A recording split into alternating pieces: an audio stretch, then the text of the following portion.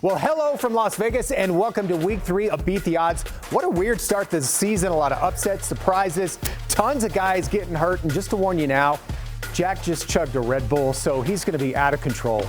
Beat the Odds starts right now. From our Las Vegas studios, this is Beat the Odds, sponsored by Superbook at the Westgate Las Vegas Resort and Casino, and powered by SportsGrid. I mean, he's bouncing all over the studio already. I know. Well, welcome to our Las Vegas studio, guys. I'm Dave Hall. And I'm Mariah Janos, 2 weeks into the pro football season, and it's been chaos. The underdogs haven't just been barking, they've been biting. We're seeing upsets everywhere, including Vegas beating Baltimore. Mullet power, baby. Gardner Minshew and that sweet flow leading the game winner for Vegas. So how do we process all this madness? Well, that's why we have this crew. Coming up, Teddy and Jack will walk us through what's going on, how to use that information, and as always, their best bets of the week. Plus, I'll be chatting with our champ, Brandon Marshall, about some of the quarterback changes we're seeing across the league, and our friends from SportsGrid are here too.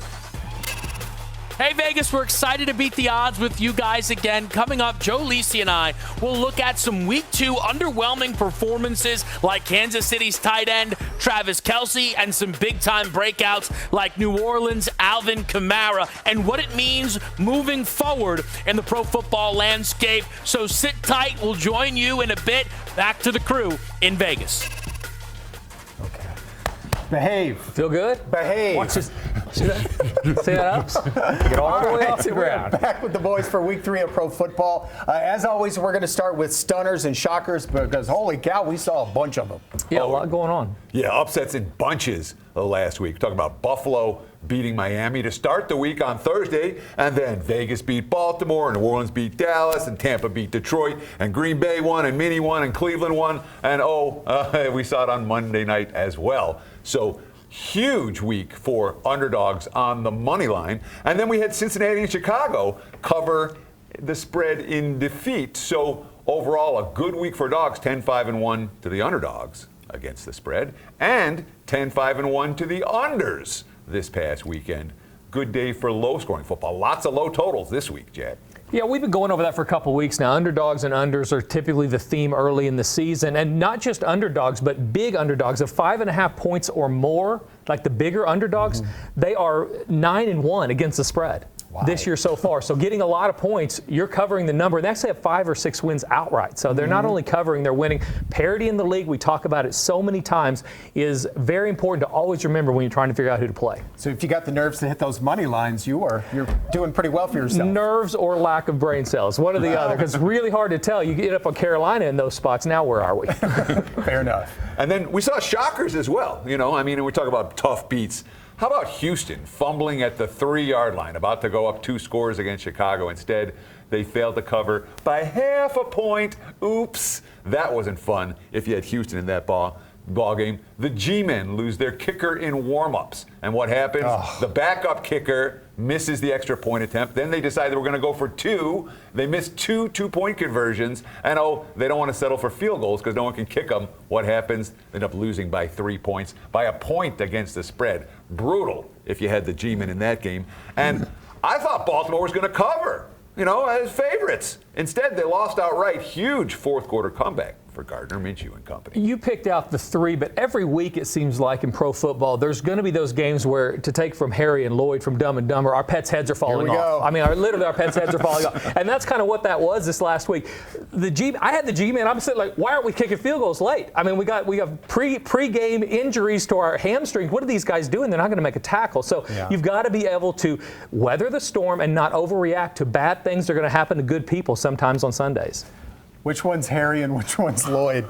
There's no question that I relate to both. All right, I'm thinking about getting a dog, putting it in a van. Let's go around and groom some things. So the big theme you guys were talking about last week, I don't even know what he was talking about, was not overreacting. Are we kind of still in that phase, not overreacting to what we saw last week into this week? Very much so. All right. In fact, we're going to talk a little bit later in the show about why the teams that are 0-2 are actually good bets this week, because the long-term trends say those teams tend to step up week 3. Finding some value. There it is. All right. Thank you, Ted and Jack, whatever that was.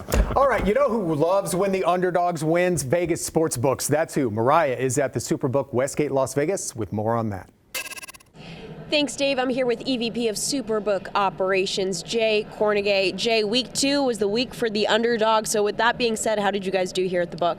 Well, with results like that, the sports books normally do well, and we did. Not only are these underdogs covering, but they're winning outright, which usually produces positive results for the sports books. A lot of changes heading into week 3 with all the injuries, but also just overall lineup changes, specifically Carolina, Bryce Young being pulled, Andy Dalton gets the start. Does that improve Carolina's odds at all? We're definitely seeing a lot of injuries across the league and some quarterback changes, as you mentioned, in Carolina. It's a rare occurrence, actually, when we have a backup quarterback starting now, and it actually improves their power ranking. So a lot of people believe that this is the right move for Carolina. And heading into week 3, any early action that you're seeing? Well, speaking of Carolina, of course, we've seen some action. Even the sharp guys out there believe in the change, and that line has actually moved down from 5.5 down to 4.5. So Carolina getting some play. All right, Jay, thank you so much. Dave, we'll send it back to you in studio. Yeah, thanks, guys. That game being played right here in Vegas. So if your team is 2-0, congrats, but there's a chance Teddy and Jack are about to rain on your parade. See which undefeated teams they're calling kind of frauds. Before we head to break with 2 touchdowns in week 2, New York running back Braylon Allen became the youngest player to ever score 2 touchdowns in a single game at the age of 20 years and 239 days. But who is the youngest player ever to score a touchdown of any kind? The answer after the break. Beat the Odds is sponsored by Superbook Westgate Las Vegas and powered by Sports Grid. Welcome back. Before the break, we asked you, with 2 touchdowns in week 2, New York running back Braylon Allen became the youngest player ever to score two touchdowns in a single game at the age of 20 years and 239 days. But who is the youngest player ever to score a touchdown of any kind? The answer, Andy Livingston of Chicago, who housed the kickoff in 1964 at the age of just 20 years and 53 days. All right, let's welcome in our champ, Brandon Marshall. 2 weeks in, and chaos has fully ensued, from upsets to injuries, which is what I'd like to focus on right now. Sure, if you're San Fran or LA and you lose weapons, it's tough, but Miami, without their quarterback, Skylar Thompson, hanging by a thread last game, just trying to get through the remainder of that game. You saw it in his eyes. If you're in that Miami locker room, what is the morale like? How do you uplift Skylar Thompson? Well, the morale is really low. Okay, let's say that. And the thing is, with Tua's concussion history, I'm not sure why Miami didn't bring in a higher caliber backup quarterback, right? Try to get a Tyrod Taylor, somebody, because I'm not sure how this guy keeps winning, the second job. No shade to him, but at the end of the day, you have a team that's ready to win now, right? And Skylar Thompson, he's not going to get the job done. That's why they brought in Tyler Huntley. So we'll see how that plays out. It was like, let's just get this game over with. Let's just survive this. But sticking with the theme of quarterbacks in Carolina, Bryce Young benched, Andy Dalton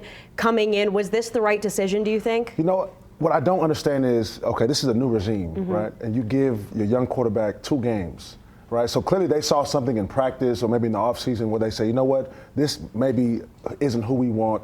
Maybe his lease was clearly short. So, to bring Andy Dalton in, obviously a veteran quarterback, understanding the coaches and the GM, their jobs are on the line. So it's like we're not going to leave it in the hands of Bryce Young if we don't feel like he can, hold up or, he's putting in the work that he needs to. So I have actually mixed signals or mixed feelings on this type of move. So I'm not really sure what to think, honestly. Well, going off of that, Tom Brady recently made some comments essentially saying that rookie quarterbacks should not start right away. They should sit for a bit, learn the system, the ins and outs of the league. Caleb Williams, kind of a prime example of that. Yes, he's talented, but he got roughed up by Houston. Do you agree with Brady's comments? I do. I do agree with his comments, but also on the flip side, there are cases that, where quarterbacks have excelled right away. Okay, Baker Mayfield had a good rookie campaign. Matt Ryan, Cam Newton, C.J. Stroud, right? So there are cases to where quarterbacks do thrive their first year, but then most of the time, right, they need to sit. Most of the time they don't necessarily pan out.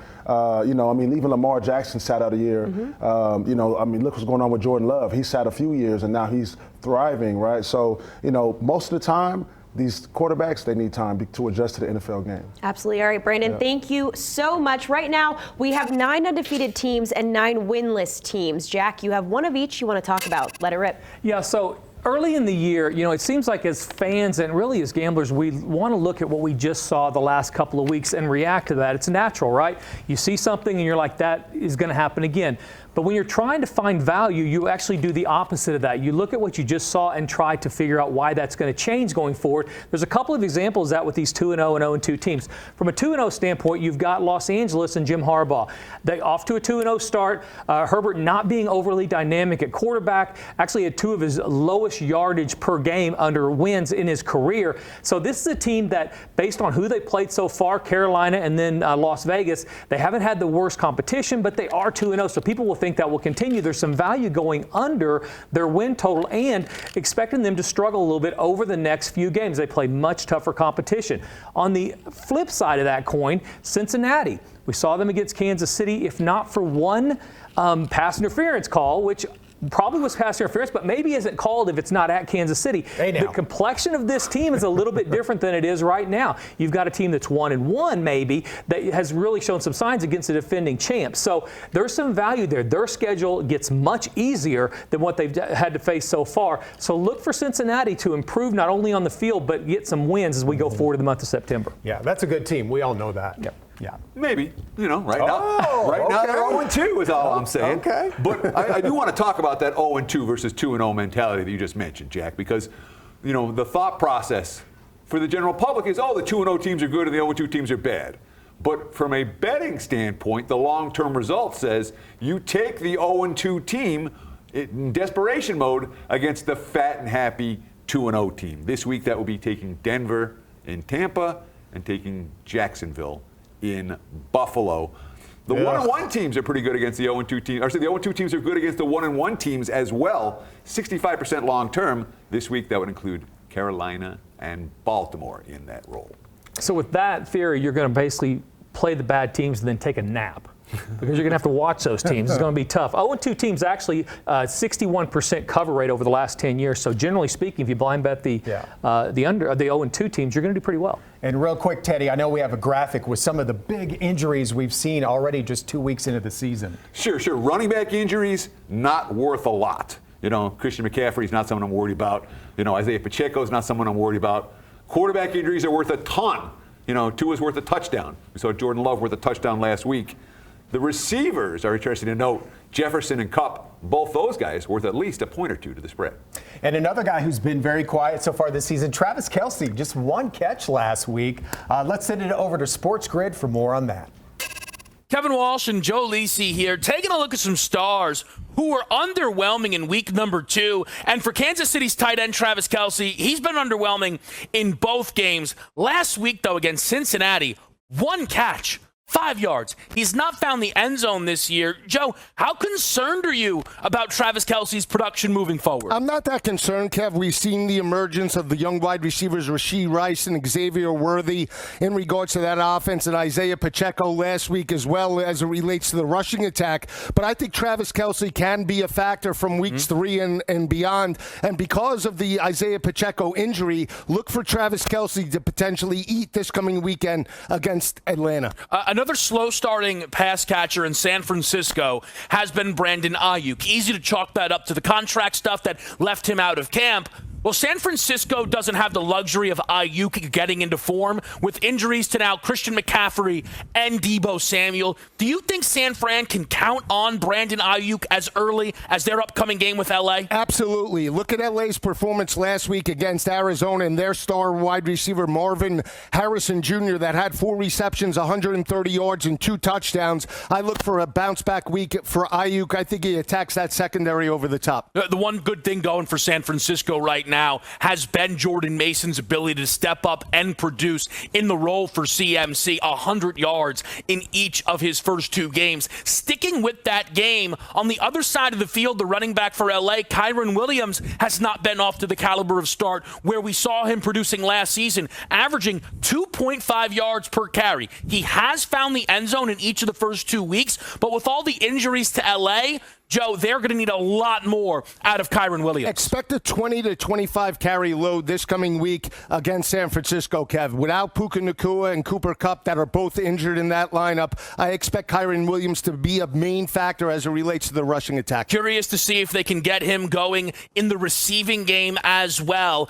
Targeted 5 times in their Week 2 loss to Arizona. Potentially, Kyren Williams in the rushing receiving market could be a real breakout candidate for the next 4 to 5 weeks of LA football. We'll have our eyes on it throughout. Joe Lisi, Kevin Walsh covering all things happening in the world of pro football. All right, up next, it's the biggest battle since Hulk Hogan and Andre the Giant. We're talking Teddy against Jack in the player prop showdown. Don't worry, they're not wearing spandex. See which quarterback they're going to battle over this week. For that, before we take another timeout, through 2 weeks, New Orleans has scored a total of 91 points. That's the second most since the merger. But who is the only team to have scored more during that stretch? The answer when we come back. You're watching Beat the Odds, sponsored by Superbook at the Westgate Las Vegas Resort and Casino, and powered by Sports Grid. Welcome back. Before the break, we asked you, through 2 weeks, New Orleans has scored a total of 91 points. That's the second most since the merger. Who is the only team to have scored more during that stretch? The answer, New Orleans again, the 2009 version. That year, Drew Brees and the boys posted a whopping 93 points through the first 2 weeks of the season. All right, Allegiant Stadium finally going to get to host some pro football this Sunday. First home game in the season for Vegas, hosting Carolina and the Red Rifle. Scan that QR code on the screen there. It's our website, beattheoddstv.com. Now let's send it back to Sports Grid for 3 guys who are off to a big start this season. Kevin Walsh and Joe Lisi here, taking a look at some of the standout performers in week number 2. And I think you have to go to Seattle quarterback Geno Smith. I know maybe from a touchdown end of it, Joe, it wasn't gaudy for Seattle, but over 300 passing yards when in week number 1 he was under 200 against what I thought was a vulnerable defense. To go on the road against New England and have that type of game, it was a very encouraging sign for Geno, who is quarterbacking right now a 2-0 Seattle team looking to make it 3-0, favored in their Week 3 game with Miami. He's playing very well, Kev. When you look at that performance last week, the big play to DK Metcalf over the top really ignited that game, really set the stage in terms of giving them the 23-20 win over New England. But now they play Miami, another AFC East opponent, and the weakness of the Miami defense right now is in run support. They allowed well over 100 yards to Jacksonville in Week 1 and over 200 to Buffalo and Josh Allen. I think that's how Seattle attacks this defense this coming Sunday, and look for Zach Charbonnet and the rushing attack to take over. You know, one of the benefactors for Geno is just a great wide receiver room. DK Metcalf, Jackson Smith and Jigba breaking out. Tyler Lockett still reliable. I'm sure a quarterback like Justin Herbert, takes a look and goes, man, I wish I had that. But Justin Herbert's 2-0, and he found himself in a rhythm with Quentin Johnston, a year 2 wideout for this football team in their Week 2 game against Carolina. A pair of touchdown catches, led the team in targets. Do you think Quentin Johnston can be the wide receiver 1 for LA? For the regular season, it's possible. I think they're up against it with a very difficult secondary in Pittsburgh this coming weekend. Pittsburgh has forced 4 interceptions on the year 2, Week 1 against Atlanta and Kirk Cousins, and 2 last week against Denver and Bo Nix. Look for the rushing attack to take over, especially on the road. J.K. Dobbins having a fantastic year. I think Quentin Johnston will eat, but I think a little bit tempered in regards to the expectations this week. You mentioned J.K. Dobbins, who has an early case for OPOY. I'm not sure anybody could beat Alvin Kamara. 5 total touchdowns, 4 on the ground. Do you think Kamara's back in a full way for New Orleans? He looks that way, but it's a bounce-back spot for Philadelphia that got abused on Monday night by Atlanta and Kirk Cousins. We'll see how he plays out. Excited to watch it play out. This New Orleans team, though, has been impressive as it gets through 2 weeks. We'll see what they have up against Philadelphia in a big, big spot. All right, these two would struggle to bench press a cheesecake, but no matter. It's Teddy and Jack in our player prop showdown. Today, you guys are debating Justin Herbert. Sure, and I'm going to take the over on the number of cheesecakes I could bench press if I had to. That being said. But let's take Justin Herbert under his passing total this year. Of course, this week, I should say. LA's doing what they want to do right now. which is run the football, run. That's what Harbaugh said they were going to do coming into the season, and that's been their game plan in the first 2 games. I don't think that changes here. And of course, they're facing, these guys were just talking about it on Sports Grid, an elite defense, which is not easy to throw the football against. And Pittsburgh's offensively is not good enough to take LA out of their game plan, all of which sets Herbert under his total. So he just made my argument for me. All right, Pittsburgh they lead the league in turnover margin. I don't think they're going to be able to take those interceptions away. And everybody now knows that Harbaugh wants to run the ball first, so that's going to be priority 1. Make Herbert step back, throw the ball down the field. I think there's more yards that way. And if they get behind, they're going to have to throw it late. Give me over the total in those yards. All right, so we've been talking a lot about 0-2s, which, by the way, is Jack's record in best bets this Thanks season. for bringing that up. All right, appreciate that. Big comeback week. Or 17-7 over the last 2 years combined. That's another Depends on how way to you're do looking it. at it. All right, comeback week. Best bets are next.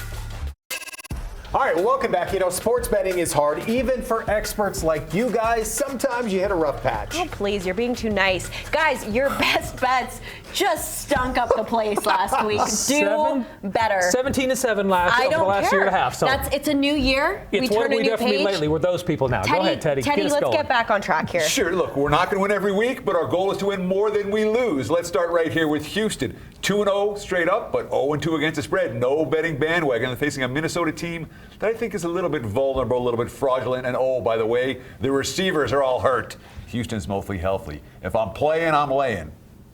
Jack? Pittsburgh's 12-3 in the series against the Bolts. I trust Mike Tomlin more than I do Harbaugh. Give me Pittsburgh minus the points against LA. You want to talk fraudulent? Both of those teams are. Boom. Wow. Just saying. Here we Just go. drop that mic, Just all right? saying. Comeback week. All right, well, big thanks, guys, and enjoy week 3 of pro football. It's been a fun 2 weeks so far. We'll see you next week for another edition of Beat the Odds.